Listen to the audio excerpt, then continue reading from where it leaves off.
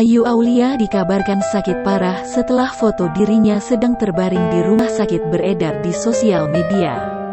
Foto tersebut diunggah oleh akun Instagram Jerry, selaku asisten pribadi Ayu.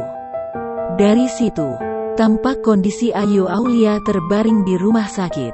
Kabar itu dipertegas dengan ucapan Rangga selaku road manager saat dikonfirmasi awak media.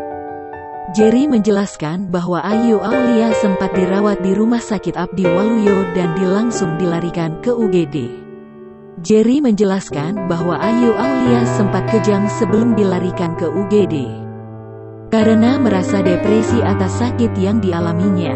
Sayangnya Jerry dan Rangga belum bisa memberikan penjelasan soal sakitnya Ayu Aulia yang membuatnya masuk ke UGD Abdi Waluyo.